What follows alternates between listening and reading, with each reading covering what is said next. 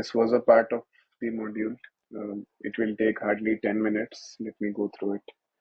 So there are basically four types of control uh, defined as preventive, detective, corrective, and compensatory. Any idea about any of those? Uh, yeah, like preventive is pretty much like I have some idea, like how you can mitigate the risk. But Yeah. can you go through the other three? So see, What's I'll the just other one? give you an example. Let's say if you are talking about preventive, so whenever you go out, you put a lock at your door, right? So that's preventive कि कोई आए नहीं, correct? Yeah.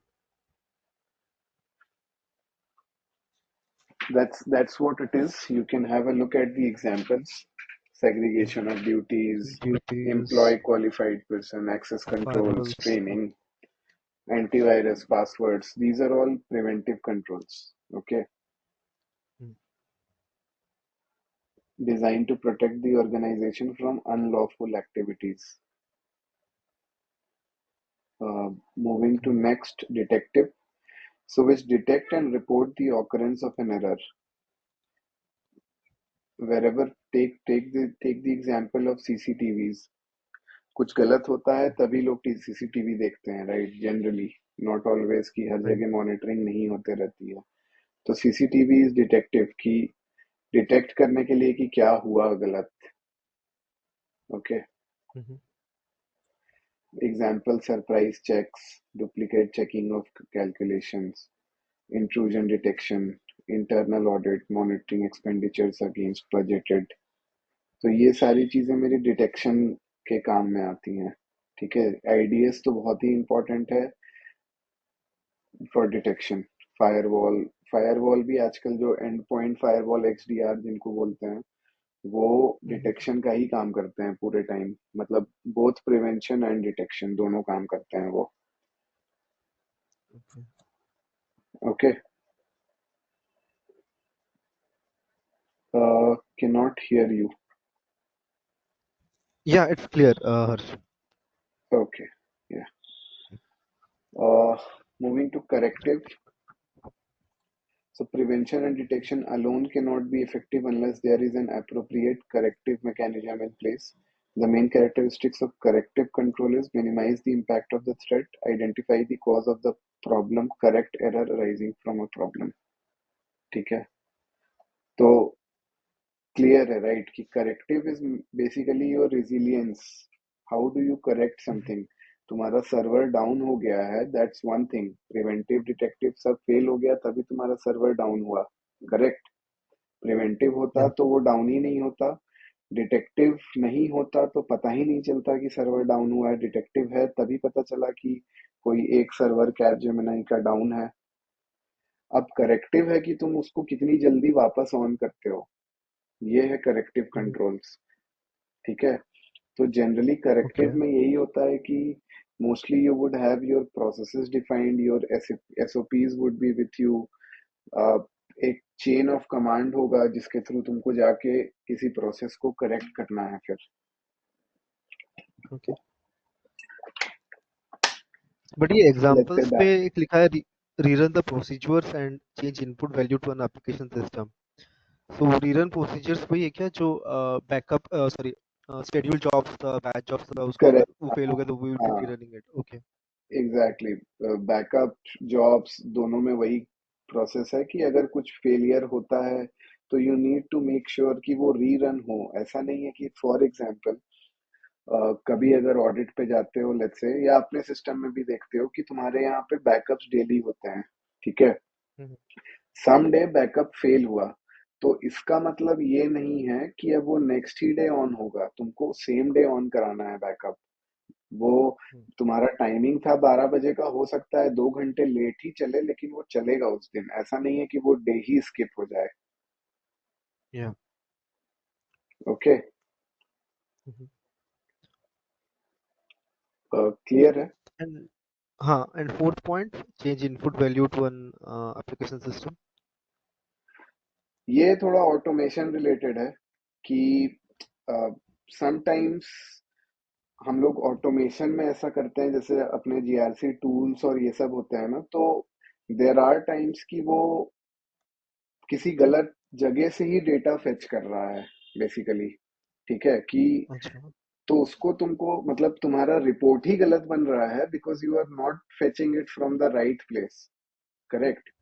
तो वहां पे तुमको फिर corrective measures लगा के तुमको अपने इनपुट चेंज करने होंगे या तुमको अपने रिपोर्ट का फेचिंग चेंज करना होगा। तो this is what it means, but इसको रहने दो, ये थोड़ा सा ऑटोमेशन साइड है और अभी तक ऑटोमेशन मैंने टच ही नहीं किया है तुम्हारे साथ। तो हाँ। वो लास्ट लास्ट डे या किसी दिन एक बार मैं हल्के में तुमको, मतलब हल्के में क्या, अच्छे से ही बता दूंगा कि कॉम्प्लायंस में ऑटोमेशन हम लोग कैसे यूज करते हैं जनरली। ठीक है, but hmm, I don't think anyone would be expecting automation का information from you given that you would be applying for mid entry level positions. तो automation comes at a later stage, जहाँ पे जैसे मेरे से अब लोग इंटरव्यू में बात करते हैं ऑटोमेशन का कि Harsh what have you implemented, what automations you have done. तो ये मेरे लिए क्वेश्चंस हैं generally. And contingency planning contingency planning क्या यही प्लान? है कि तुम अपने अपने घर में, लेट्स से अगर तुम फायर एक्सटिंग्विशर रखते हो, तो वो तुम्हारा कंटिजेंसी प्लान है कि आग लगी गया तो भाई कंटिजेंट फायर एक्सटिंग्विशर है मेरे पास। समझे? ओके। ओके। कंटिजेंसी का मतलब यही होता है कि बैकअप का बैकअप। तुम्हारे घर हाँ, में लेकिन पानी समथिंग है, गोस नल। Wrong then. हाँ। Correct. Hmm, something okay. Something would go wrong, वो तो है। उसको ठीक करने के लिए you should have a backup का backup plan, that is your contingency. Okay. Okay. Okay. You know कि लेट्स से तुम्हारे केस में अगर कोई कोड फटा डेवलपमेंट में, ठीक है, तो तुम्हारा बैकअप प्लान हमेशा ये एक रहता होगा कि तुम पुराने वाले, जो तुम्हारा पुराना इमेज है स्टेबल कोड का, वर्जन है। तुम उसको, हाँ, हाँ तुम उसी को उसको ही वापस करें। से प्रोडक्शन में डाल, उसके कॉपी को डाल देते हो प्रोडक्शन में, right? So that's a right. Contingency planning that is there in all IT companies की मेरा करंट काम नहीं कर रहा है तो पुराना वाला वर्जन को डालो और तब तक के लिए सिस्टम अप एंड रनिंग रखो। नए वाले में जो भी दिक्कत है उसको फिर से चेक करके सही कर लो। Right. Okay. Okay. So this is about corrective. Moving to compensatory. So इसका ऊपर ऊपर का मतलब यही है कि अ, देखो जैसे ये वाला, ये पैरा पढ़ना कि controls are applied such that they provide layered protection, that is in case where primary controls fail, then the compensatory control is in place to minimize the risk। ये एग्जांपल मैंने 10 बार दिया है कि तुम्हारा एक्सेस रेवोकेशन टाइम पे नहीं हुआ, let's say तुमने किसी बंदे को मिस कर दिया, बट वो एक्सेस रिव्यू में वो बंदा पकड़ा गया, तो that's a compensatory control. Okay. ठीक है, कॉम्पेंसेटरी का मतलब ही यही है कि फॉर एग्जांपल कैप जेमिनाई में एसएसओ यूज होता है क्या? हाँ, वी यूज इट। हाँ एसएसओ यूज होता है ना। तो फॉर एग्जांपल अगर किसी बंदे का पासवर्ड उसने, ऐसे तो सिस्टम अलाउ नहीं करेगा, बट लेट्स से कि उसने पासवर्ड थोड़ा वीक रखा है, अपना बर्थडे रख लिया, ठीक है, बर्थडे और नाम, which is a week password. But since you have, तो वो पासवर्ड अगर कोई ऑडिटर चेक करेगा एसएपी के आरएस परम में जाके देखेगा कि अच्छा सही पासवर्ड नहीं लगा हुआ है इस बंदे के लिए, तो वो इसको बोलेगा कि यार ये पासवर्ड तो सही नहीं है तुम्हारा, ये वीक पासवर्ड है, I can raise this as an observation. लेकिन तब तुमको उसको बोलना है कि boss in our company we are already using SSO, और मेरा एसएसओ मल्टी फैक्टर ऑथेंटिकेशन पे चलता है कि either I put my fingerprint और there a code that I am getting on my phone. तो मेरा वो रिस्क कवर्ड है, तो that's a compensatory control that I already have. Okay. ठीक है। तो कंट्रोल टाइप्स इतने ही हैं। ठीक है, 4 टाइप्स हैं। जनरली इनके बारे में तुमसे कोई पूछेगा नहीं जनरली, बट और पूछेंगे भी अगर लोग तो प्रिवेंटिव और डिटेक्टिव ही पूछते हैं, इसके आगे कोई नहीं जाएगा। करेक्टिव और कॉम्पेंसेटरी तक बहुत रेयर लोग जाएंगे, but preventive detective is mostly common sense, वो तुम खुद भी बता सकते हो, राइट? ठीक है, तो देखो, अभी तक हमने जो भी थ्योरी में समझा ना रिस्क असेसमेंट के लिए, कि risk equal to impact into likelihood, यही होता है ना रिस्क। या इम्पैक्ट इनटू लाइवलीहुड। उस हाँ, तो उसी के बेसिस पे हम लोग पूरा रिस्क असेसमेंट करते हैं। किसी भी चीज का तुमको रिस्क असेसमेंट करना है तो इसी बेसिस पे होगा। ठीक है, अभी मेरे इम्पैक्ट स्कोर, क्योंकि ये मेरा एक रियल चेकलिस्ट है जो मैंने एक बैंक के ऑडिट रिस्क असेसमेंट पे किया था। तो this is what it will look like in any organisation. थोड़े बहुत चेंजेस हो सकते हैं, कि जैसे मैंने इम्पैक्ट स्कोर 1 2 3 ही लिया है, इम्पैक्ट रेटिंग, क्योंकि मेरा लो मीडियम हाई है।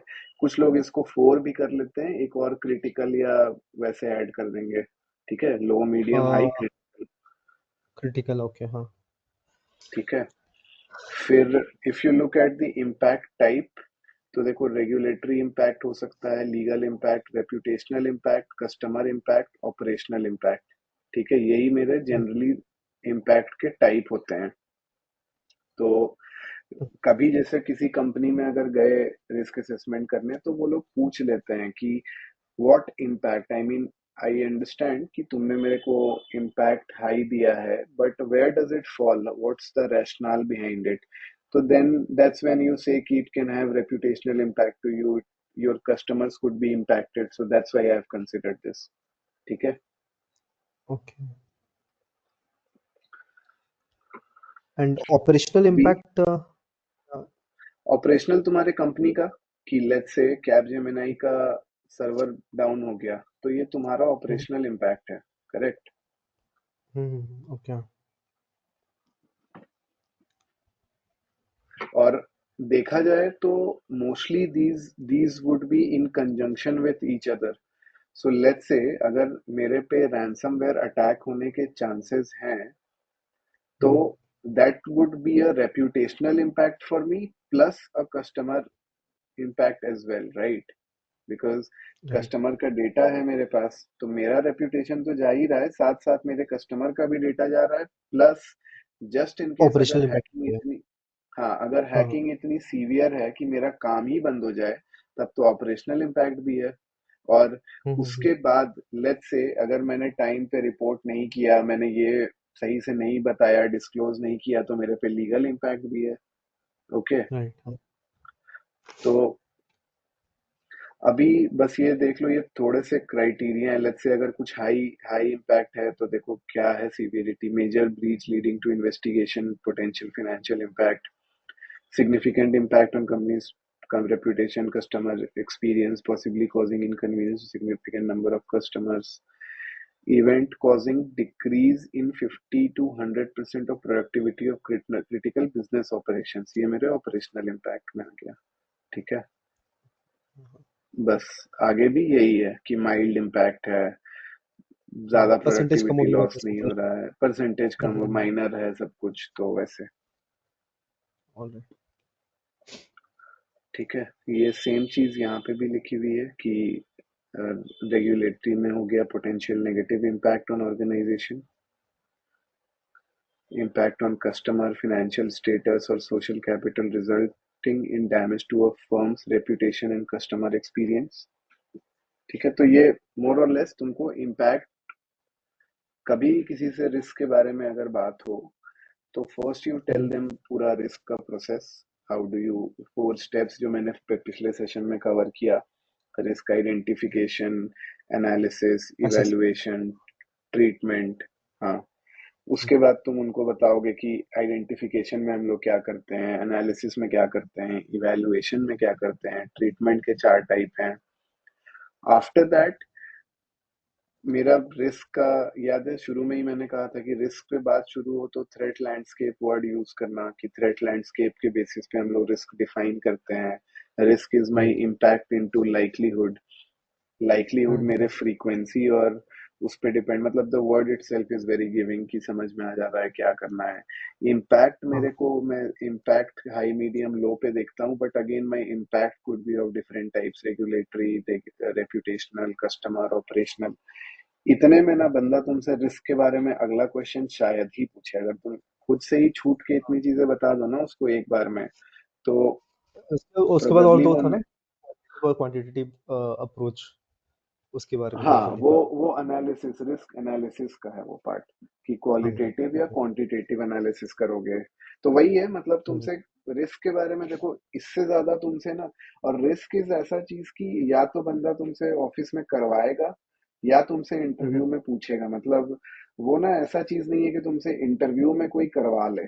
समझ रहे हो कि हम्म, इंटरव्यू में तुमसे वो तुम्हारा नॉलेज चेक करेगा on risk assessment, which would be theoretical part, क्योंकि ओके। ऑब्वियसली वो ऐसा शीट तुमको नहीं दे रहा है ना इंटरव्यू में कि ये भरो अभी बैठ के मेरे हम्म, सामने, ये तो हो नहीं हाँ, रहा है। तो वो तुमसे मतलब रिस्क हाई के लेवल बारे ही। में पूछेगा। हाँ, वो तुमसे हाई लेवल हाँ या थोड़ा डीप डाउन भी घुसेगा, लेकिन तुमसे वो थियोरेटिकल बात करेगा रिस्क के बारे में। और ये किसी भी इंटरव्यू में रिस्क के बारे में बात तो हो ही जाती है, क्योंकि बेसिस यहीं से शुरू हो रहा है ना, कि every control is covering a risk वाली बात से, है ना। राइट हाँ। तो इसीलिए मैंने दो तीन बार ही बोल दिया कि वो रिस्क वाला अपना नोट्स अच्छे से रखो, क्योंकि वो काम आएगा तुमको, और अभी नहीं, लाइफ टाइम काम आएगा, क्योंकि अगर कभी भी इस टाइप की चीजों के बारे में पूछना है, बताना है, तो इसी बेसिस पे सब कुछ बताना है। ठीक है। ओके। अभी देखो, ये मेरा स्कोर है, ये रेटिंग है, कि स्कोर के बेसिस पे मैं रिस्क रेटिंग दे रहा हूँ, हाई, मीडियम, लो। डिस्क्रिप्शन में मेरा ये लाइकलीहुड है, लाइकली, पॉसिबल, अनलाइकली। तो लाइकली हो गया कि ऑफन, ठीक है, ये कभी भी हो सकता है। पॉसिबल है कि मीडियम है ऑकरेंस, बट पॉसिबल है कि हो सकता है, ठीक है ना। जैसे फॉर ओके। एग्जांपल अगर मेरा फिशिंग अटैक है, डीडोस अटैक है, ये सब तो मैं बोलूंगा बहुत लाइकली है ना।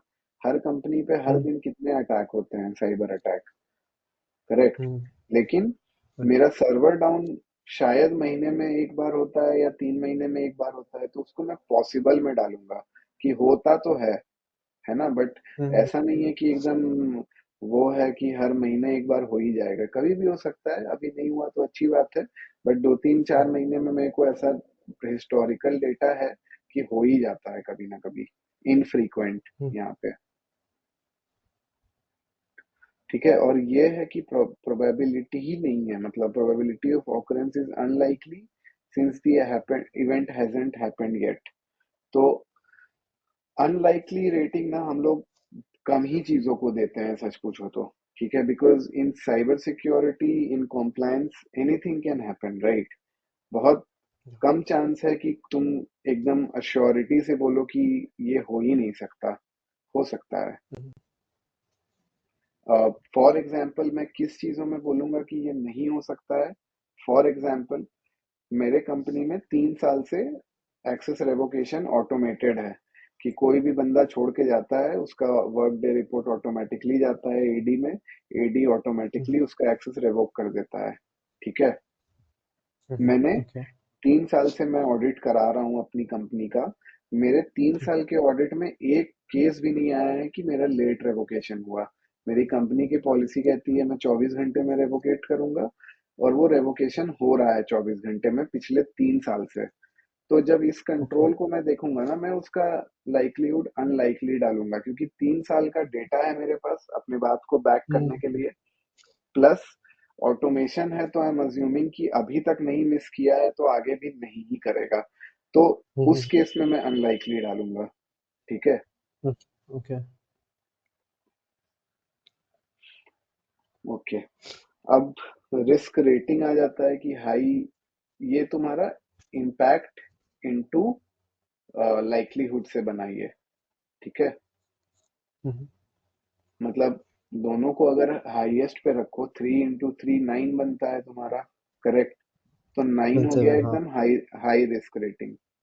ठीक है, थ्री ओके। इंटू टू तुम्हारा 6 बनता है, ये मीडियम हो गया।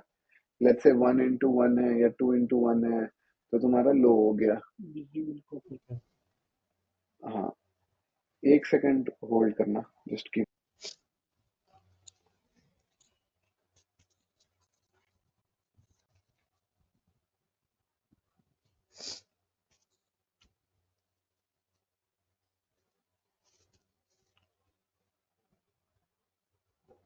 या so all all good here, यहाँ तक तो कोई दिक्कत नहीं है। ना, इट्स क्लियर या। ओके, ठीक है। अभी जब हम सो इस लोग बेसिस रिस्क, पे हमारा, ओके, गो अहेड प्लीज। हाँ बताओ बताओ। मैंने इस बेसिस पे हमारा जो risk score heat map generate होगा, हम्म। तो हाँ मतलब इसका कोई करेक्ट। चार्ट वार्ट है या कैसा है उसका फिर आगे देखो जनरली हीट हम मैप? लोग क्या करते हैं ना कि when we are let's say delivering anything to a client, तो हम लोग ना हम्म उनके प्रोसेसेस पे उनको रिस्क रेटिंग देते हैं, मतलब हीट मैप उनका ना प्रोसेस पे बनाते हैं। कि ये तो मैंने एक एग्जांपल हीट मैप ऐसे बस दिखा दिया कि वो दिखता कैसा है, फॉर एग्जांपल कि हम्म तुम यहाँ पे डालोगे इम्पैक्ट, यहाँ पे तुम डालोगे लाइक्लीहुड, ठीक है, और यहाँ पे तुम लिखोगे उनके प्रोसेस। फॉर एग्जांपल प्रोसेस से मैं क्या कहना चाह रहा हूँ, ये देखो डोमेन बेसिकली। अगर तुम यहाँ पे देखो, हम्म मैं कितने डोमेन्स पे उनकी चीजें चेक कर रहा हूँ, data, subject rights, information life cycle monitoring, security, third party oversight etcetera, ठीक है। क्योंकि ये बैंक के लिए था तो मैं बैंक के वाले कंट्रोल मैंने डाले हुए हैं, बट मोर और लेस तुम इन्हीं चीजों को चेक कर रहे हो और इसके बेसिस पे तुम रिस्क रेटिंग दे रहे हो उनको। तो तुम यहाँ पे ऐसे बनाओगे कि ये जो मीडियम और हाई है ना, ये तुम बस कलर कोडिंग करोगे, ये क्रिटिकल हाई मीडियम नहीं लिखोगे तुम ये कलर कोडिंग उनको दिखाओगे पहले कि ये मेरा हीट मैप बनेगा इस कलर का, अगर 9 है तो मैं रेड करूंगा, 6 4 6 6 है तो मैं येलो करूंगा, 6 4 से कम है तो मैं ग्रीन करूंगा, ठीक है। और यहाँ पे तुम इम्पैक्ट और लाइक्लीहुड दिखाओगे और यहाँ पे तुम उनके प्रोसेस लिख दोगे और कलर कलर वो प्रोसेस का कर दोगे। तो यही हीट मैप बनता है, this is how we use to portray. But different companies have different requirements, कोई तुमको बोलेगा हीट मैप चाहिए ही नहीं, कोई कंपनी बोलेगा इसको थोड़ा मेरे हिसाब से बनाओ, क्योंकि बहुत कंपनी अपना भी कुछ चीजें, जैसे तुम कैप जेमिनी में पता करोगे ना हीट मैप, तो हो सकता है उनका कुछ अलग तरीके का बनता हो, प्रोसेस यही रहेगा, कलर कोडिंग ऐसा ही रहेगा, बट कुछ अलग दिखे, मतलब अ, हाँ, कुछ कस्टम हो दिखने में सकता है उनका एटलीस्ट रिक्वायरमेंट। कस्टम हो सकता है। हम्म तो वो तुम क्लाइंट के साथ वर्क करोगे, बट मोर और लेस यही है, heat map is nothing different, ठीक है। हम्म, ठीक है। अब आते हैं रिस्क असेसमेंट पे, ठीक है। ओके। तो सबसे पहले ना तुमको अपने अ, ये देखो, ये उनके किसी एप्लीकेशन का असेसमेंट हो रहा था, ठीक है। तो किसी भी एप्लीकेशन का या किसी भी प्रोसेस का या किसी भी चीज का, देखो रिस्क असेसमेंट ऐसा नहीं होगा कि कोई तुमको बोलेगा कि मेरी पूरी कंपनी का रिस्क असेसमेंट कर दो एक बार में। वो तुम धीरे धीरे करोगे कि hmm process by process you will go and then you will cover the entire company. मतलब वो बाय डिफॉल्ट कवर हो जाएगा ना फिर, कि अगर तुमने हम्म उनके सारे डिपार्टमेंट, सारे प्रोसेसेस, सारे एप्लीकेशन का रिस्क असेसमेंट कर दिया, तो दैट कंपनी का ही रिस्क असेसमेंट हो गया देखा जाए तो। But generally right. किसी को पूरे कंपनी का करने नहीं मिलता है ना, कंपनी करवाना चाहती है, उनको इतना जानना ही नहीं है। वो बस उतना ही करवाएंगे जितना रेगुलेटरी रिक्वायरमेंट है। फॉर एग्जाम्पल बैंक्स का है रेगुलेटरी रिक्वायरमेंट कि आपके सारे एप्लीकेशन का रिस्क असेसमेंट ईयरली होना चाहिए एक बार। पेनिट्रेशन टेस्टिंग, वल्नरेबिलिटी, ये सब चीजें आपके कंपनी में 1 साल में एक बार तो मिनिमम होनी चाहिए अगर आपका बैंकिंग एप्लीकेशन है तो, ठीक है। ओके। तो this is what it is कि ये उनके एप्लीकेशन के हिसाब से है, कि तुम्हारा एप्लीकेशन के हिसाब से तुम डिफाइन कर रहे हो कि मेरे क्या क्या क्वेश्चनर्स मैंने बनाए हैं, और उसके बेसिस पे मैं आपके रिस्क रेटिंग दूंगा। आपका जो हाई रिस्क है, फिर वही जो हमने थ्योरी में, देखो थ्योरी से मैच कर रहा है ना कि इम्पैक्ट, लाइक्लीहुड, ये सारी चीजें हमने कवर की। उसके बाद हम लोग थ्योरी में एनालाइज करते हैं, तो यहाँ पे हम लोग क्वांटिटेटिव कर रहे हैं, क्योंकि हम लोग, इफ यू सी हियर मेरे पास लाइक्लीहुड के नंबर्स हैं 1 2 3। अगर कोई मेरे को बोलेगा इसको क्वालिटेटिव कर दो, तो मैं उसको इस बेसिस पे दिखा दूंगा, 1 2 3 हाई मीडियम लो कर दूंगा इसको, है ना, मतलब ओके, समझ रहे हो ना, समझ इट्स गया। प्रिटी। ये आपको, हाँ आप इसको क्वालिटेटिव में भी कर सकते हो और क्वांटिटेटिव में भी कर सकते हो। एग्जैक्टली, हाँ इसलिए मेरे को ये हाँ चेकलिस्ट पसंद है, क्योंकि इसमें मेरा दोनों काम हो जाता है, और रिस्क रेटिंग मैं उनको फिर दे रहा हूँ आपके क्वालिटेटिव बेसिस पे ही, ठीक है। हाँ हाँ। जो ओके। फाइनल रिस्क रेटिंग है, मान लो ये लाइक्लीहुड मैंने 3 किया और इम्पैक्ट भी मैंने 3 किया, तो मेरा रिस्क रेटिंग हाई हाई होगा, हो जाएगा। ओके, ठीक है। जो आपने वो रिस्क स्कोर कैलकुलेट किया था 3 into 3 which is greater than हाँ 7, तो रिस्क 9, रेटिंग बढ़ जाएगा उससे। ओके। तो मेरा रिस्क रेटिंग हाई आ गया, ठीक है। हाँ समझा। अभी तुमको किसी भी कंपनी को यही देना होता है कि आपके ये प्रोसेसेस हैं या हम्म, ये एप्लीकेशन है, फॉर एग्जांपल इस एप्लीकेशन में मेरे को लगता है कि आपका रिस्क रेटिंग इस प्रोसेस का हाई है, तो आप इसको डिसाइड करो कि मिटिगेशन में क्या करना है, whether you want to avoid the risk, whether you want to accept the risk, accepted. मतलब जो हमने पढ़ा हाँ था, शिफ्ट हाँ। करना है फॉर एग्जांपल, तो वो आप डिसाइड ट्रांसफर करो कि करना है इसको, कुछ भी। हाँ ओके। ट्रांसफर करना है, इसको करना क्या है वो आप बताओगे। मैं देखो, यू देखो जनरली लोग कंसल्टेंट्स और ऑडिटर्स से बोलते हैं कि अगर मैं ही बताऊंगा तो फिर तुमको क्यों पैसे दे रहा हूँ, है ना। वो बोलेंगे कि you suggest me what should be the best way, तो तुम फिर अपने नॉलेज, अपने एक्सपीरियंस, थोड़ा गूगल, उस बेसिस पे तुम उनको बेस्ट सॉल्यूशन बताओगे, डिपेंडिंग ऑन कंपनी साइज, उनका बजट एक्सेट्रा, है ना। मतलब ओके। अगर तुम किसी कंपनी को बोल देते हो कि भाई आप उठ के अब तुरंत से AWS पे चले जाओ, बट कंपनी का बिजनेस ही नहीं है उतना कि भाई वो AWS का फी चुका सके, तो फिर वो नहीं जाएगा, तो उस केस में तुम उसको अलग मिटिगेशन स्टेप्स बताओगे कि इसको कैसे रिस्क को लो किया जाए, है ना। Ideally my ideal scenario would be कि मेरा सारा रिस्क लो हो, करेक्ट। हाँ हाँ। अगर लो रिस्क पे हूं मैं तो बहुत ही बढ़िया बात है। किसी भी चीज में मैं हाई रिस्क पे हूं तो वो मेरे को देखना पड़ेगा, मतलब फिर वो उस पे मेरे को काम करना पड़ेगा, ओके। ठीक है। तो एक बार बस ऐसे ही क्वेश्चन मैं गो थ्रू कर लेता हूँ, तुम भी देख लो, मतलब ज्यादा कुछ नहीं है, this question could change if you want. I मतलब मैं कभी और तुमको किसी और क्वेश्चन को भी दिखा सकता हूँ, नॉट अ बिग डील। जैसे एक सेकंड रुकना, मैं एक क्वेश्चन और दिखा ही देता हूँ तुमको। हाँ, आपने बोला था आईटी का भी आपके पास है, ये जैसे बैंकिंग सिस्टम का हो गया, और एक हाँ क्वेश्चनर था आपके पास। हाँ। हाँ मेरे पास आईटी का भी है, तो वो बहुत कॉम्प्रिहेंसिव है, मतलब वो ना एकदम भयंकर है वो, तो ओके, पहले ये गो बट थ्रू कर लेते हैं ना, मतलब हाँ क्वेश्चन ये के साथ, देख लो, इसके बाद फिर एक हाँ। बार मैं उसको भी हल्के में दिखा दूंगा। तो देखो बेसिकली यही है कि तुमको application belongs to which business process, ये सब इसमें, चलो अगर बिजनेस प्रोसेस वो कहता है कि मेरा बिलिंग बिलिंग का काम होता है, फॉर एग्जांपल ये बैंक है मान के चलते हैं, ठीक है। हम्म। वो कह रहा है कि रिस्पॉन्स तुम उससे लोगे जो भी तुम्हारा पॉइंट ऑफ कांटेक्ट है, करेक्ट। ओके। एविडेंस हाँ। तुम उसी से लोगे, राइट। कमेंट्स भी तुम उसी से लोगे कि अगर कोई कमेंट्स है तो ये, नहीं है तो कोई बात नहीं, एम्प्टी रहेगा ये कॉलम। अभी फॉर ओके। एग्जांपल वो बोलता है कि ये मेरे लोन डिसबर्समेंट का बिजनेस प्रोसेस है, तो यार लोन पे तो पूरा फाइनेंशियल्स डिपेंड करेगा, तो मैं इसको रेटिंग हाई देना है मेरे को बेसिकली, क्योंकि ये रिस्की काम है, करेक्ट, हम्म।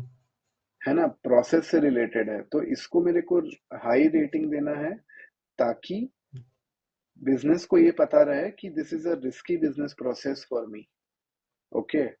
इसमें मिटिगेशन में तुम कुछ नहीं कर सकते हो, क्योंकि इसको तुम एक्सेप्ट करोगे। अब समझ में आया कि एक्सेप्ट किस केस में करते हैं। यू कैन नॉट डू हाँ। Anything, right.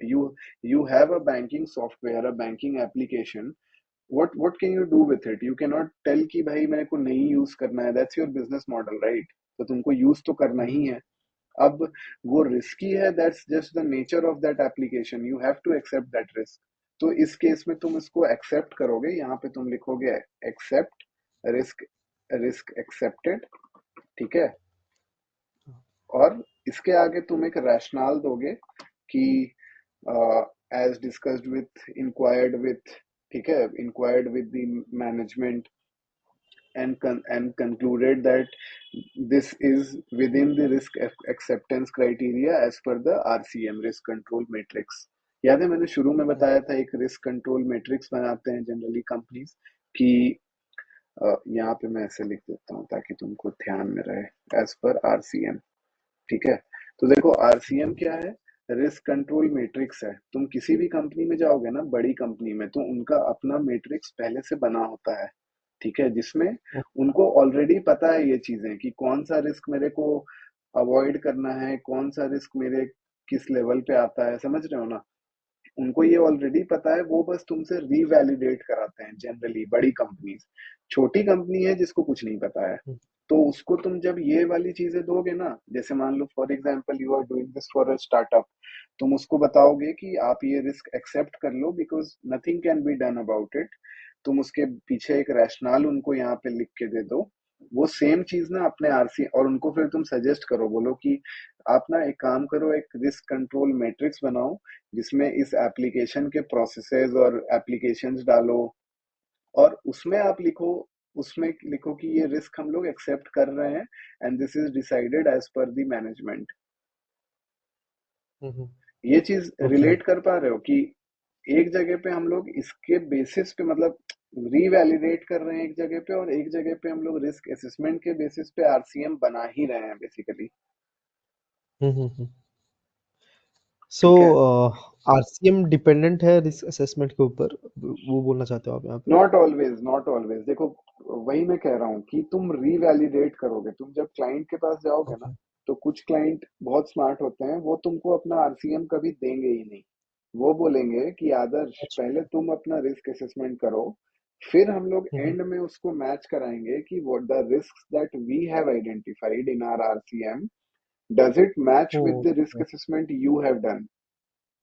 हम्म, ठीक है, फॉर ओके। एग्जाम्पल अगर तुमने किसी किसी रिस्क क्राइटेरिया को एकदम लो दिया, मान लो इसी चीज को, कि तुमको बताया हम्म, उसने कि बिजनेस प्रोसेस है, इसका कस्टमर पे कोई इम्पैक्ट नहीं है, किसी का कोई इम्पैक्ट नहीं है, तुमने बोला कि ठीक है भाई, तो मैं इसको हम्म, लाइकलीहुड भी वन देता हूँ क्योंकि ये मेरे लिए मीडियम या लो लेवल का सॉफ्टवेयर है।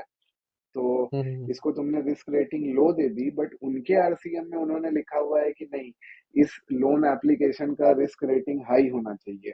तब फिर वो तुम्हारी हम्म, बैंड बजाएंगे, पूछेंगे कि यार किस बेसिस पे दिया, हमारे आरसीएम में तो वो हाई है। ठीक है, तो अच्छे क्लाइंट्स होते हैं ना, वो तुमको आरसीएम पहले ही दिन दे देंगे कि ये है ओके। हमारा आरसीएम, तुम अपना रिस्क असेसमेंट करो और इससे रीवैलिडेट करते रहो। तो इससे तो तुम्हारा काम इजी हो गया कि मान लो अगर तुमने कुछ हाई दिया और उनके यहाँ पे लो है, तो तुम एक बार डबल चेक कर लोगे अपना काम भी और उनका काम भी, राइट। राइट। तो ये काम तो तुम्हारा इजी हो जाता है, बट डिफिकल्ट होता है जब क्लाइंट तुमको फिल इन द ब्लैंक्स देता है कि वो तुमको बताएगा ही नहीं कि मेरे आरसीएम में हम्म, ये हाई रिस्क है या लो रिस्क है। तुम अपना रिस्क हम्म, असेसमेंट करो, जब तुम्हारा कंप्लीट हो जाए let me know, will just match तुम्हारा risk assessment and our RCM, and will identify कि सब सही है कि नहीं, जो तुमने किया सही है कि नहीं, कहीं इंप्रूवमेंट्स है तो हम लोग को बताओ, हम लोग उसको उस पर काम करेंगे। ये स्मार्ट क्लाइंट करता है। ठीक है, ओके। ओके। तो फॉर एग्जाम्पल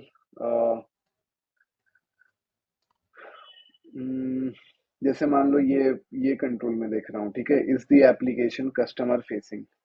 ठीक है, हम्म, एप्लीकेशन कस्टमर फेसिंग है, मतलब कि पब्लिकली अवेलेबल है, मोर और लेस, है राइट। ना।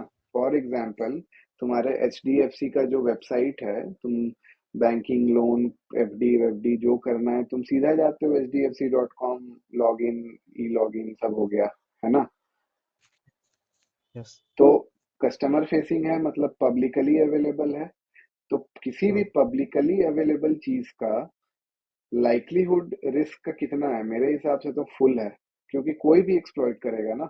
हर दिन इतने हैकर जो बैठे हुए हैं, उनका काम क्या है, बैठ के यही काम करना है उनको कि हम्म, खोजो कौन सा एप्लीकेशन धीरे चल रहा है, कौन एप्लीकेशन में डीडॉस करके खराब किया जा सके, एक्सेट्रा। तो ऐसे केस में मैं हम्म, इसको 3 दूंगा। ठीक है, अब हम्म, इम्पैक्ट, अगर मेरा लेट्स से एचडीएफसी का एप्लीकेशन 3 घंटे बंद हो गया, आई थिंक भाई एचडीएफसी को ना 200-400 करोड़ का लॉस हो जाएगा, 3-4 घंटे उनका राइट। एप्लीकेशन बंद हो गया तो मेरा इम्पैक्ट भी एकदम हाई है। ठीक है, तो हम्म, मेरा रिस्क रेटिंग बन गया हाई। हाय। ठीक है। अब मेरे से मैनेजमेंट पूछेगा, एचडीएफसी बैंक बोलेगा कि हम्म, ठीक है, बहुत बढ़िया, रिस्क रेटिंग तो तुमने मेरे को हाई दे दिया, अब बताओ कि हम्म, मिटिगेट कैसे करना है।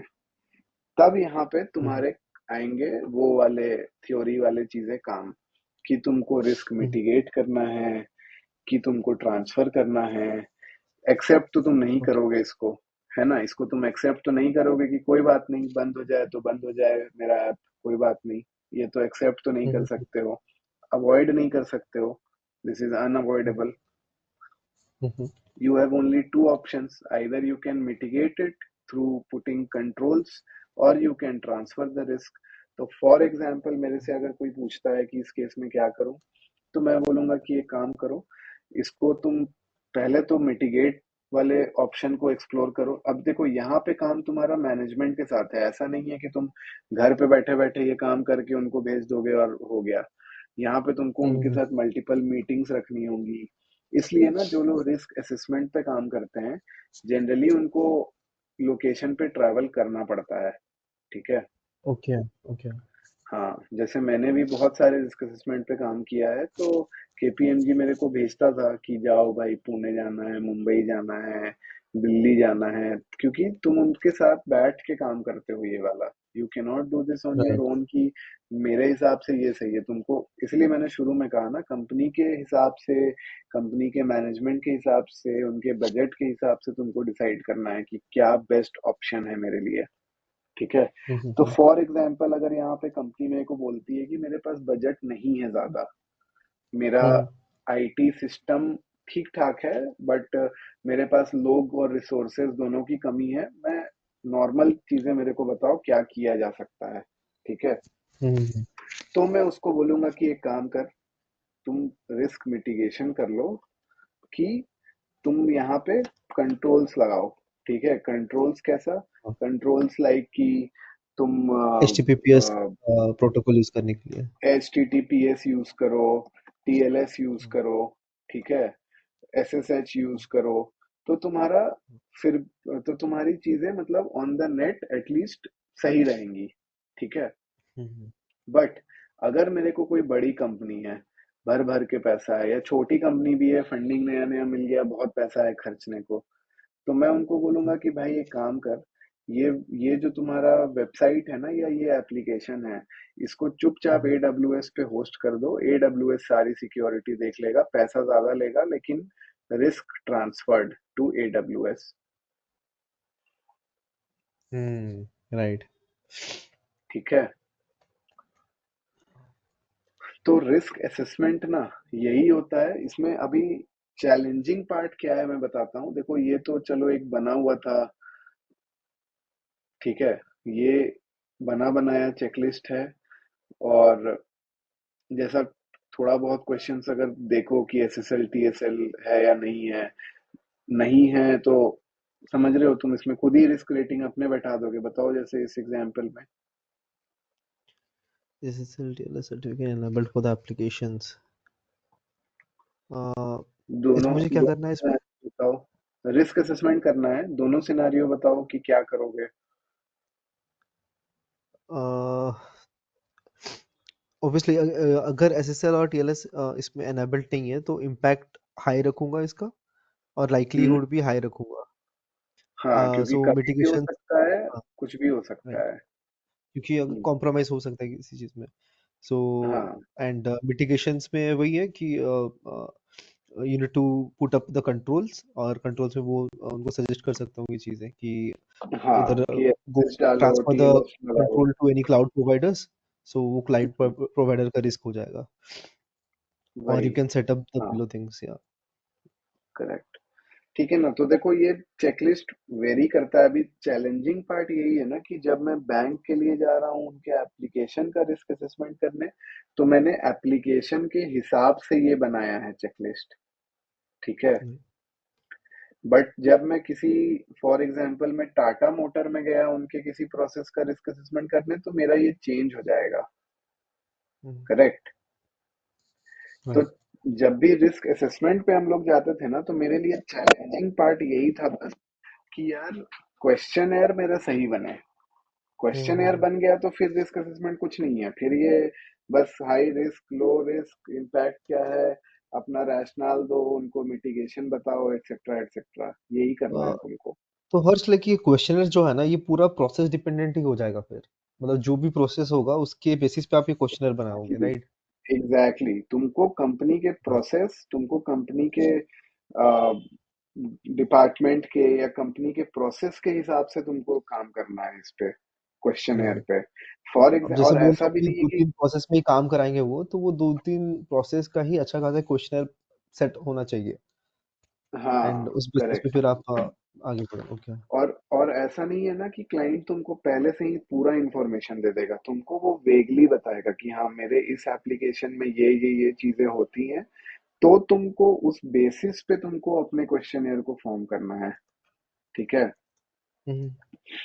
अभी जैसे देखो, ये वाला question is password policy implemented for the application. तो हम्म। अब ये सब तो भाई बेसिक चीजें हैं, है ना, कि पासवर्ड पॉलिसी तुम चेक कर लोगे किसी भी कम एप्लीकेशन का, अगर है स्ट्रांग है कि नहीं है। तुम इस पे रिस्क और लाइक्लीहुड कैसे डिसाइड करोगे?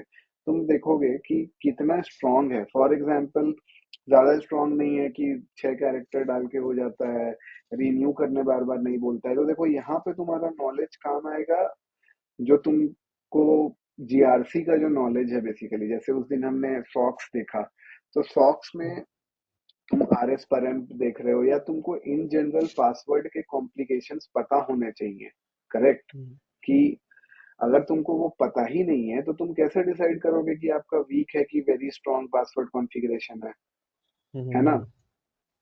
तो यहाँ पे थोड़ा सा ये नॉलेज काम आता है, but risk assessment is totally based on your experience.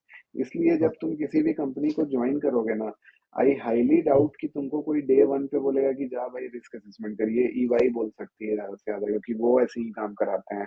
But हाँ। जनरली किसी भी कंपनी में ना रिस्क असेसमेंट लेट से करवाते हैं लोगों को, मेरे से भी लेट से कराया, क्योंकि तब तक तुम सॉक्स कर लेते हो, दो चार सॉक वन सॉक टू कर लेते हो, तो तुमको हाँ। एक स्टैंडर्ड पता है कि स्टैंडर्ड क्या होना चाहिए, तब तुम किसी को जाके ज्ञान दोगे ना भाई।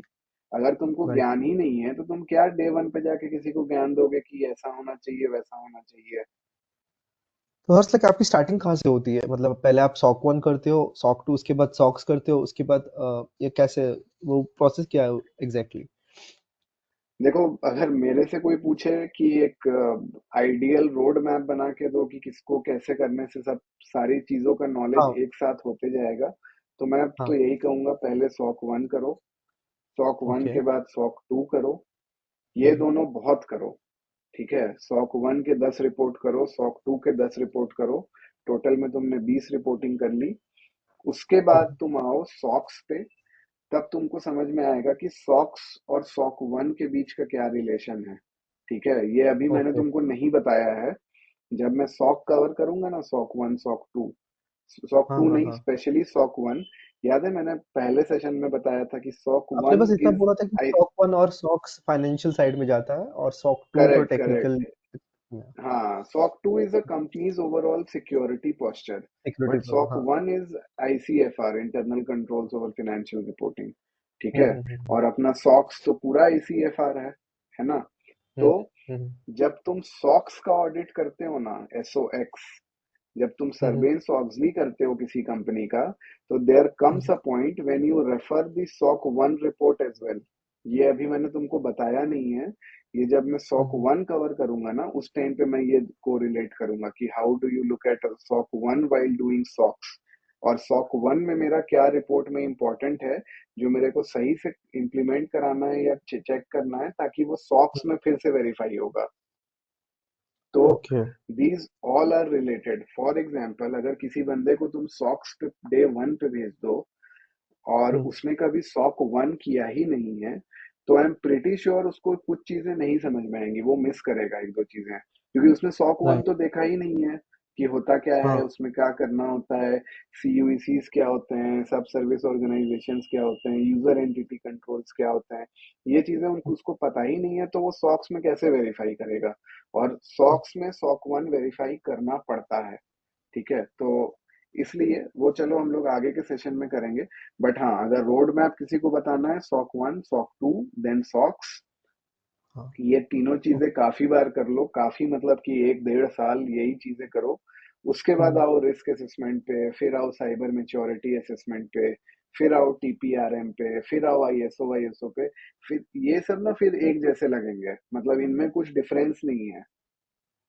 हाँ अगर हाँ, ओके, तुमने तो ये इनिशियली पहले वो आईएसओ से स्टार्ट नहीं कराएंगे, राइट? मतलब आईएसओ इम्प्लीमेंटेशंस में इसमें नहीं स्टार्ट कराएंगे वो। आईएसओ से स्टार्ट हो सकता है, क्योंकि ISO is somewhat similar to SOC 1। Okay. Okay. ठीक है, आईएसओ से स्टार्ट हो सकता है, क्योंकि आईएसओ में भी वही चीजें हैं जो सॉक 2 में जनरली हम लोग देखते हैं। ठीक है, सॉक 2 और आईएसओ 27001 का अगर चेकलिस्ट देखोगे ना, तो 40-50% चीजें मैच आराम से हो जाएंगी, आराम से। ओके। तो अ, वो भी करा सकते हैं, लेकिन आईएसओ वाईएसओ थोड़ा लेट से ही करो। स्टार्टिंग के लिए सॉक 1, सॉक 2 और सॉक्स, ये तीन पे बहुत फोकस कर लोगे ना, तो तुम्हारा आगे का जीआरसी जर्नी बहुत इजी रहेगा। ठीक है, ओके। फिर तुम जब ये सारी चीजें कर लोगे, रिस्क असेसमेंट हो गया, सीएमए हो गया, एक दो बारी और एक दो आईएसओ वाईएसओ कर लिए बहुत बारी, ठीक है, इसके बाद तुमको मिलेगा कि किसी प्रोडक्ट कंपनी में जो काम अभी मैं कर रहा हूँ। ठीक है, जब मैंने बहुत रिस्क असेसमेंट और बहुत असेसमेंट सर्टिफिकेशंस ऑडिट्स कर लिए, तब मेरे को अब फाइनली एक जॉब मिला है 1 साल से, कि अब मैं प्रोडक्ट कंपनी में सिक्योरिटी और प्रोडक्ट कॉम्प्लायंस चेक कर रहा हूँ, कि प्रोडक्ट बनते ही समय वो कॉम्प्लायंट रहे। समझे? हाँ। या। एचडीएफसी का जो बैंकिंग एप्लीकेशन है, जिसका आज वो रिस्क असेसमेंट पीडब्ल्यूसी केपीएमजी से करवा रहा है, मेरे को ये करवाने की जरूरत ही नहीं है, क्योंकि सिस्को ने या स्प्लंक ने एक ऐसा बंदा हायर किया है जिसने 1000 रिस्क असेसमेंट किए हैं। और मेरे को पता है कि एक एप्लीकेशन को सही से रन करने के लिए क्या क्या कंट्रोल्स होने चाहिए। मैं उसके ओके। बेसिस पे उसको इम्प्लीमेंट करा देता हूँ प्रोडक्ट बनते ही समय, ताकि कल को जब उसका ऑडिट हो ना, कुछ आएगा ही नहीं। वो हम लोग रिस्क असेसमेंट नहीं करवाते हैं अपने किसी भी प्रोडक्ट का, क्योंकि उन्होंने हाँ। हायर ऐसे बंदे किए हैं जो रिस्क असेसमेंट को दिमाग में रख के प्रोडक्ट बनवा रहे हैं। Dev sec op. ओके। ठीक ओके। है, this is dev sec op. मैं कोडिंग नहीं करता हूँ, बट डेव ऑप्स में जो बीच में सेक आ रहा है वो मैं हूँ। कि मैं हाँ। डेवलपर्स के साथ बैठ के, मेरा मेरा डे इन डे आउट काम बीच में यही चलता है 6 महीने, कि मैं डेवलपर्स के साथ बैठ के उनके प्रोडक्ट को समझता हूँ, उनके आर्किटेक्चर डायग्राम को 10 बार रिव्यू करता हूँ, उनको मैं चीजें फिर वहाँ पे आप सजेस्ट करता सिक्योरिटी हूँ कैसे कि इम्प्लीमेंट कर सकते हो? हाँ। हाँ, फॉर एग्जाम्पल बंदा आज के डेट में स्प्लंक के एटलीस्ट सारे सॉफ्टवेयर एडब्ल्यूएस पे होस्टेड हैं, सारे प्रोडक्ट्स। तो हम्म। मैं उनको समझाता हूँ कि भाई, अगर तुम जानते होगे तो, कि तुम आरडीएस मत यूज करो, तुम S3 लगाओ, यहाँ पे S3 मत यूज करो, डायनेमो डीबी लगाओ। तुमको की रोटेशन के लिए केएमएस लेना पड़ेगा, की मैनेजमेंट सिस्टम लेना पड़ेगा। इस वाले बकेट का इंक्रिप्शन ऑटोमेटिक होता है। अगर तुम ये वाला स्टोरेज टाइप यूज करोगे तो इसमें बैकअप ऑटोमेटिक होता है। समझ रहे हो ना? मतलब मैं ऐसी चीजों पे मैं अब काम करता हूँ पिछले 1 साल से। हाँ। But okay. उसके पहले मेरा यही काम था, रिस्क असेसमेंट, ऑडिट ऑडिट इधर उधर। तो उस लेवल तक जाने के लिए ना, जो तुम डे 1 पे जब हमारी बात हुई थी, तुमने मेरे को 10 बार बोला कि जीआरसी टूल, जीआरसी टूल। हाँ जीआरसी हाँ टूल हाँ। तुमको कोई देखने ही नहीं देगा अभी, समझे? तुमको देखने ही नहीं मिलेगा। मेरी कंपनी में अगर कोई बंदा तुम्हारे जैसा आएगा ना, मैं उसको बोलूंगा भाई जीआरसी टूल से तू अभी दूर रहे, तू अभी कंट्रोल समझ, असेसमेंट समझ, रिस्क कैसे कवर करते हैं, एक्सेट्रा एक्सेट्रा, इन चीजों को समझो। टूल पे हम लोग आएंगे 1 साल बाद। हाँ। राइट। ठीक है, तो यही है मोटा माटी। देखो, चेकलिस्ट ऐसा ही रहता है। अभी अ, मैं तुमको एक चेकलिस्ट दिखाता हूँ और टेक्नोलॉजी कंपनी का, वो तुमको ज्यादा कॉम्प्रिहेंसिव लगेगा। ये थोड़ा सा स्पेसिफिक है काफी। जस्ट अ सेकेंड,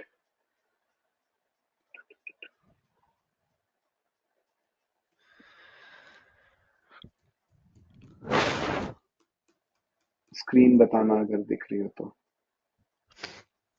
हाँ बट हाँ अभी दिख रही है। दिख रही मैच्योरिटी है ना? असेसमेंट फ्रेमवर्क, हाँ। हाँ, तो ये मेरा साइबर मेच्योरिटी असेसमेंट है। इसमें मैं एकदम कंपनी के प्रोसेसेस के हिसाब से मैं उनको खोद देता हूँ। ये बट ये तुम्हारे मॉड्यूल पे बहुत बड़ा पार्ट नहीं है, क्योंकि ये comes at a later stage. ठीक है, साइबर मेच्योरिटी असेसमेंट ना बहुत लेट से लोग करते हैं, ये शुरू का काम ही नहीं है। अभी तुमसे ओके। रिस्क असेसमेंट ही लोग करवाएंगे। बट क्योंकि मेरे को तुमको एक दिखाना था चेकलिस्ट, तो for the sake of checklist, अभी देखो जैसे ये मेरा security governance and risk management मेरा बड़ा डोमेन है। ठीक है, जनरली मैं जब सीएमए करता था तो हम लोग ये 8 डोमेन पे करते थे। ठीक है, 8 डोमेन देखो: S D R M, identity, cloud, infrastructure and network, incident SOC tool use करते हो तो बीसीएम, प्रिवेसी और एसडीएलसी। ठीक है, इन पे मैं ओके। करता था मैच्योरिटी असेसमेंट। तो लेट्स से अगर चलो आइडेंटिटी पे आते हैं, इससे ज्यादा रिलेट कर पाओगे। ओके, सो तो देखो इसमें ना मैंने एक चीज और अगर नोटिस किया होगा डैशबोर्ड में, कि देखो मैंने ना 5 चीजों में इसको डिवाइड कर रखा है। कि पहला हो गया गवर्नेंस एंड पीपल, इसके अलग कंट्रोल्स बनेंगे, प्रोसेस के अलग कंट्रोल बनेंगे, टेक्नोलॉजी के अलग, सजेस्टेड, चलो ये दोनों चीजें तो फिर अलग हो गई। ठीक है, तो फॉर एग्जाम्पल अगर तुम देखो यहाँ पे, तो मैं अभी एक्सेस देख रहा हूँ। ठीक है, पहला आ गया मेरा प्रोसेस। प्रोसेस में मैंने प्रोविजनिंग देखा। अब ये क्वेश्चन यार भाई बनाना यही सबसे बड़ा टास्क था। ठीक है, किसी भी सीएमए करना है या रिस्क असेसमेंट करना है, बट क्योंकि तुम जब किसी कंपनी में काम करोगे तो तुम्हारे पास रिसोर्सेज अनलिमिटेड रहेंगे, है ना, तुमको उसका दिक्कत ही नहीं है कि कब क्या देखना है, एटसेट्रा एटसेट्रा। तो फॉर एग्जाम्पल मैं किसी रिस्क असेसमेंट में जा रहा हूँ जहां मेरे को पता है कि उस एप्लीकेशन में एक्सेस प्रोविजनिंग और ये सब का भी काम होता है, तो मैं उनमें ये वाला चेकलिस्ट कॉपी पेस्ट मार देता हूँ। मैं जाके यही क्वेश्चंस पूछता हूँ उनसे, है ना। कि अभी तुम देखो क्वेश्चंस देखो, फॉर एग्जांपल पहला है पॉलिसी, टीओडी, हाँ, है ना। टीओटी वाला, हाँ। फिर से प्रोसेस ही है, in place to obtain approval, मतलब अब ये समझ रहा है कि अप्रूवल अप्रूवल लेना है कि नहीं। हाँ। फिर रोल बेस्ड है कि नहीं, और अब मैं ग्रैनुअलिटी में घुस रहा हूँ कि आपके पास राइट। आरबीएससी है तो उसका मैट्रिक्स दिखाओ। अगर वो कहता है नहीं है तो मेरा मेच्योरिटी कम है इस चीज का। ठीक है, तुम्हारे केस में अगर ये नहीं है तो तुम उसको रिस्क से रिलेट करोगे, करेक्ट। मेरे हिसाब आ, से अगर फॉर एग्जाम्पल अगर तुम्हारे पास ये 3 चीजें हैं ऊपर की, तुम रिस्क असेसमेंट कर रहे हो, और ये चौथी हाँ। चीज नहीं है, तो ना मैं इसको थोड़ा वैसे देखूंगा कि मैं बोलूंगा कोई बात नहीं, आई डोंट थिंक कि कोई बहुत बड़ा रिस्क दिख रहा है। आगे के कंट्रोल्स में और देखूंगा कि प्रिविलेज अकाउंट्स और ये सब आपके अलग से हैं कि नहीं, बट अभी के हाँ, लिए मेरे को बड़ा रिस्क नहीं दिख रहा है, तो मैं उसको मीडियम डालूंगा, नॉट मीडियम क्रिटिकल। डालो, हाँ। या राइट, लो हाँ। डालूंगा मैं, लो डालूंगा कि ठीक है, मे बी रोल्स यहाँ पे नहीं डिफाइंड है आपके पास, बट आपके पास कोई तो प्रिविलेज अकाउंट चेक करने का कुछ तो सिस्टम होगा, है ना। अगर आपके पास प्रिविलेज भी नहीं है तो मैं उसको फिर इम्पैक्ट हाई डालूंगा और लाइकलीहुड मीडियम डाल के उसको टोटल में हाई दिखाऊंगा कि भाई कुछ भी हो सकता है अगर आपके प्रिविलेज अकाउंट्स मॉनिटर्ड नहीं है तो। ठीक है, फिर क्वेश्चनियर्स यही हैं, बहुत क्वेश्चंस रहते हैं भाई, मतलब अगर ध्यान से देखो तो एक एक डोमेन में इतने। और देखो एक चीज और, मैच्योरिटी लेवल में कैसे डिफाइन कर रहा हूँ। इनिशियल है कि नॉन स्टैंडर्ड है, मैनुअली करते हो, रोल बेस्ड नहीं डिफाइंड है, तो मैंने इनिशियल रखा है इसको कि बहुत कम है आपका। ठीक है, नेक्स्ट है रिपीटेबल, कि आपके एक्सेस रिक्वेस्ट प्रोसेस डिफाइंड है, मतलब टीओडी है। ठीक है, फिर भी आप मैनुअली करते हो, कोई स्पेशलाइज्ड टूल्स नहीं है, और role based access are defined for least, defined at least for critical roles. तो मैं बोलूंगा ये ठीक ठाक है, जो मैंने अभी बताया कि मैं इसको मीडियम बोलूंगा कि ठीक ठाक है ना। डिफाइंड हो गया कि एकदम वेल डिफाइंड है, प्रोविजनिंग सेंट्रली मैनेज्ड है, tracked with semi automated tool है। ठीक है, मतलब कोई एक बंदा कहीं से तो अप्रूवल दे रहा है manually, but most of the process is automated. उसके बाद मैं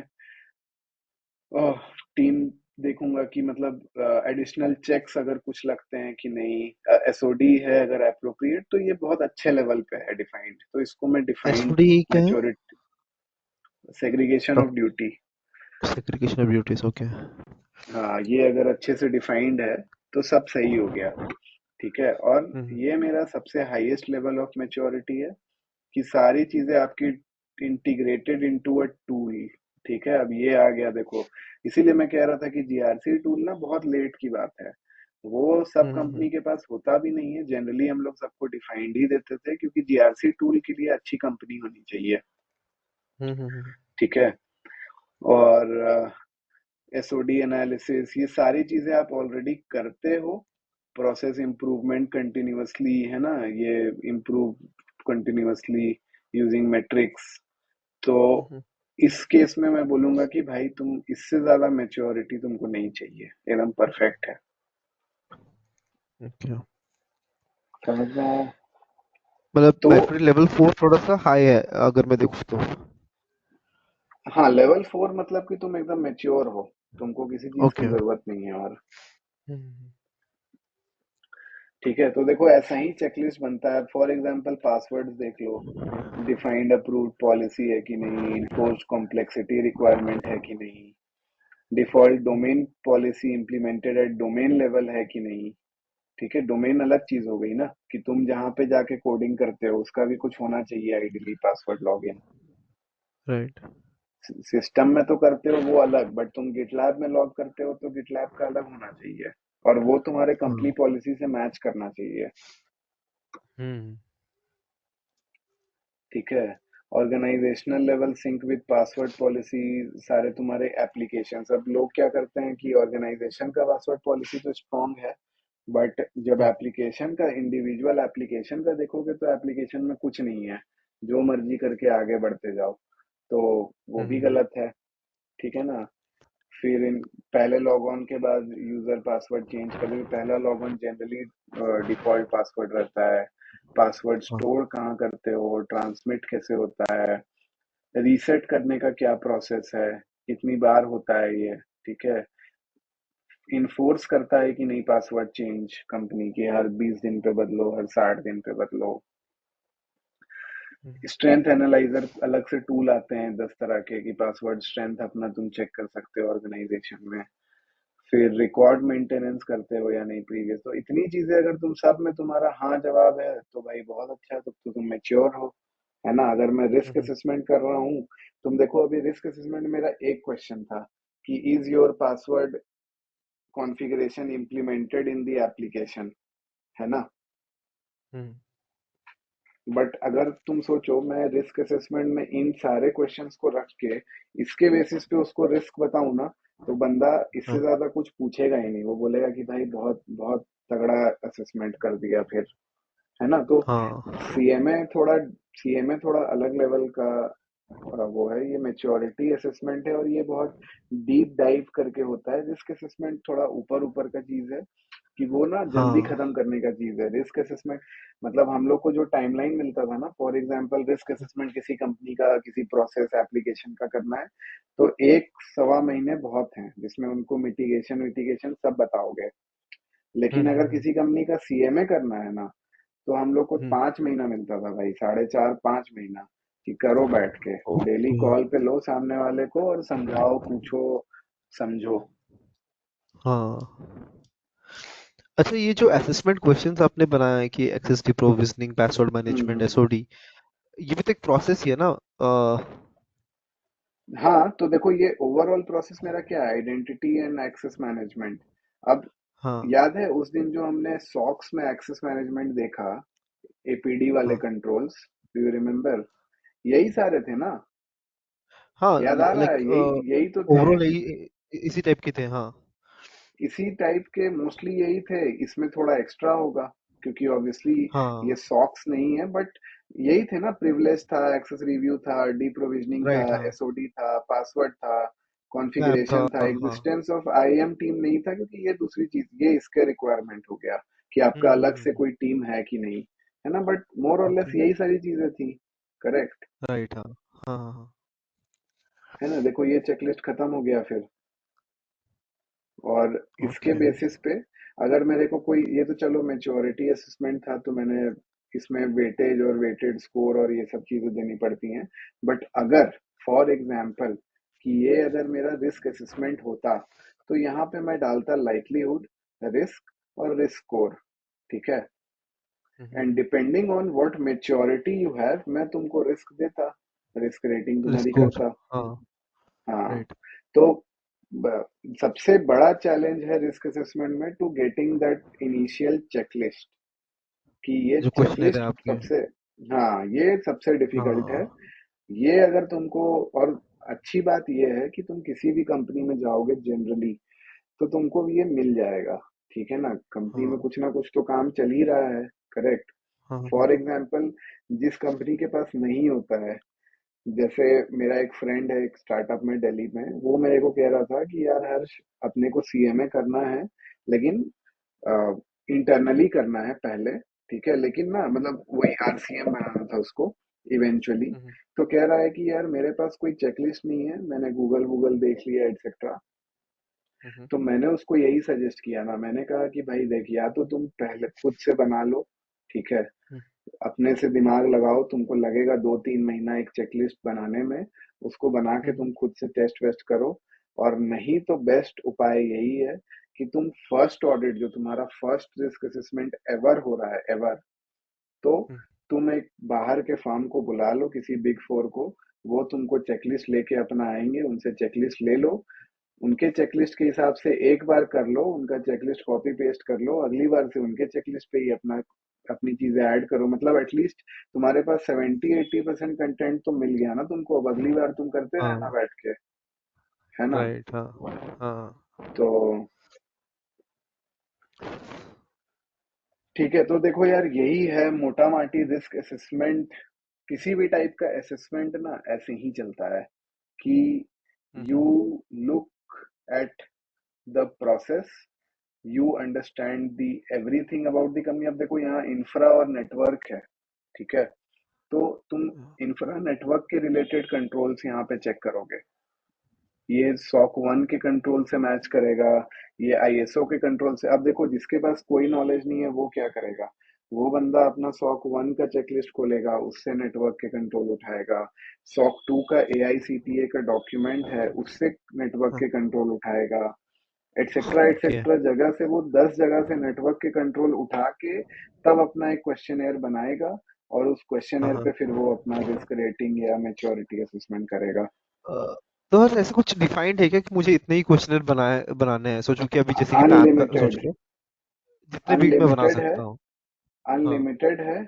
इस केस में अच्छा है कि मतलब इस केस में मेरे को लगता है कि अगर तुमने ये 8 डोमेन कवर कर लिए ना, ठीक है, ये यहाँ से एसडीआरएम से जो आता है, ठीक है, हाँ। मेरे हाँ। को हाँ। लगता है कि this would be more than enough. Okay. ठीक है, किसी भी मतलब कंपनी में ये इससे ज्यादा, चार, सॉरी, ये 8 डोमेन के अच्छे खासे क्वेश्चनर्स अगर मेरे पास है, then it is good enough. एकदम right. More okay. Then good enough. और क्वेश्चंस का कोई लिमिटेशन नहीं है यार, वो तुम हम्म। जितनी मर्जी डालते रहो, है ना, और बाकी खुद थोड़ा के बहुत लिए उनके भी। प्रोसेस के ऊपर भी डिपेंड करेगा, मतलब जो उनके इंटरनल प्रोसेस प्रोसेस पे होंगे। डिपेंड करेगा, हाँ। हो सकता है हम्म। तुमने कोई क्वेश्चन डाला वो वैलिड ही नहीं है उनके लिए, हटाना पड़ेगा, हाँ। नॉट एप्लीकेबल करोगे। लेकिन समझ रहा हूँ। हाँ। क्लाइंट को, सबसे बड़ा क्लाइंट को क्या टेंशन रहता है ना, कि बंदा सही चेकलिस्ट लेके भी आया है कि नहीं मेरे पास, है ना। तो अगर तुम राइट। इतना बड़ा चेकलिस्ट लेके जाओ ना उनके पास, तो भाई वो पहले ही हम्म। समझ जाएंगे कि तुम ठीक ठाक लेके आए हो, अपना रिसर्च करके आए हो एटलीस्ट। अच्छा। हाँ। तो इसमें खेल चेकलिस्ट का ही है, बट मान के चलो यही कि तुमको उनसे क्वेश्चंस पूछने हैं, उनके रिस्पॉन्सेस समझने हैं, उनके प्रोसेस के मेच्योरिटी पे तुमको या तो रिस्क असेसमेंट करना है या साइबर मेच्योरिटी असेसमेंट करना है ना। हम्म। जो हम लोग रिस्क असेसमेंट देख रहे थे अभी शीट, वो क्या था, वो हम्म। भी तो उनका मेच्योरिटी ही लेवल था ना, राइट। हाँ। कि आप कितने चीजें आपने इम्प्लीमेंट कर रखी हैं। अगर आपके पास सब चीज है, वेल डिफाइंड है, तो वेरी गुड, नहीं है तब मैं सोचूंगा आगे ओके। रिस्क कैसे मिटिगेट कराना है। ओके। ठीक है। तो देखो तुमको अब रिस्क असेसमेंट का लुक एंड फील समझ में आ गया है, यही होता है रिस्क असेसमेंट। ठीक है। हाँ। तो कल को तुमसे अगर कोई इंटरव्यू में अबाउट रिस्क असेसमेंट से रिलेटेड कुछ भी बातें पूछे ना, तो तुम अपना हाँ। थ्योरी पार्ट एकदम स्ट्रांग रखना।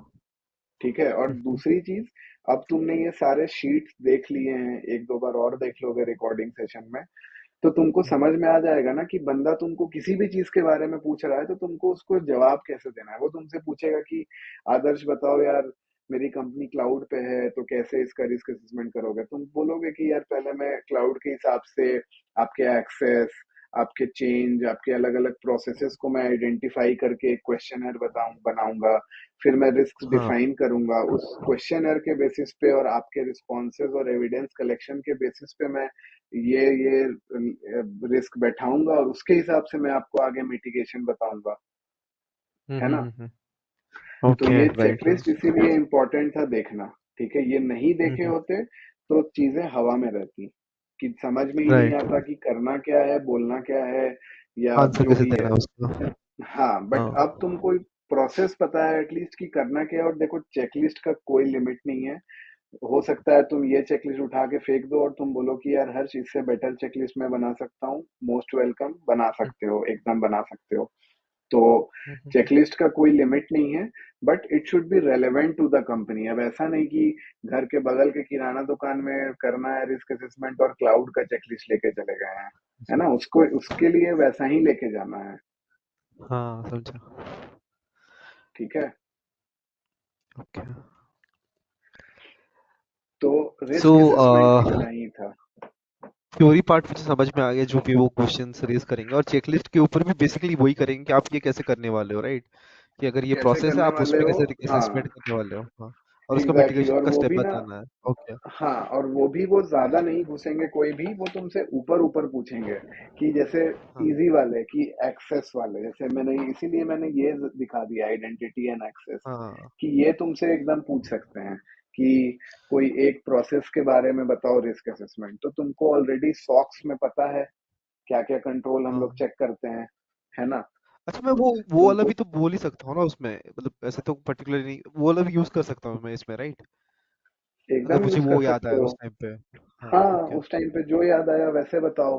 तुमको किसी ने बोल दिया हम्म। कि नेटवर्क का कैसे करोगे रिस्क असेसमेंट, तो तुमको अब देखो यहीं पे एक्सपीरियंस काम आएगा कि मेरे से किसी ने पूछा नेटवर्क के क्या करोगे, तो मैं 2 मिनट सोचूंगा तो मैं नेटवर्क के 8 क्वेश्चंस बना लूंगा।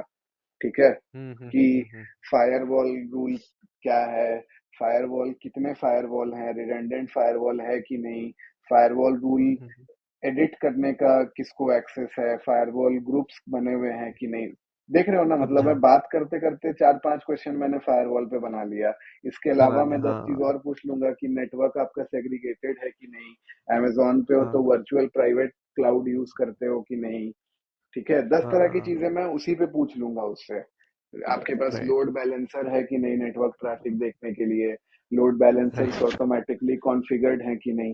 तो मतलब बन इसमें गया मेरा आपका टेक्निकल चेकलिस्ट। नॉलेज बहुत ज्यादा यूज हो जाएगा, हाँ। इसमें थोड़ा तुमको अपने एक्सपीरियंस पे खेलना होगा। ठीक है। राइट। चेकलिस्ट का हाँ। यही मतलब है। लेकिन तुम्हारे लेवल पे तुम अभी जब भी इंटरव्यू दोगे, तुमसे लोग हाँ। इतना नहीं कोई घुस रहा है, तुमसे लोग ऊपर ऊपर पूछेंगे कि आदर्श रिस्क असेसमेंट क्या होता है, रिस्क हम्म। मिटिगेट कैसे कराते हो। लेकिन क्योंकि अब तुमने ये चेकलिस्ट देखा हुआ है, तुम प्रोसेस समझ हम्म। गए हो बहुत अच्छे से, तो तो इन तुमको डिटेल ना बता ये सकते सब हो उनको, चीजें हाँ। अपने बताना है, तुमको खुद से थोड़ा सा हाँ। हाँ। फेंको, थोड़ा बताओ, हाँ। बट ऐसा भी हाँ। मत बताने लगो कि सामने वाला फिर इंटरेस्टेड ही हो जाए तुमसे एकदम बात करने में। उसको हाँ। हाँ। ऊपर ऊपर ही बताओ, बट उसको इतना समझाओ कि मेरे को सब समझ में आता है, मैंने देखा है, करते देखा है, एक आध बारी हैंड्स ऑन किया है दूर दूर से, मेरे को समझ में हम्म। आता है ये कैसे होता है। समझ गया ये।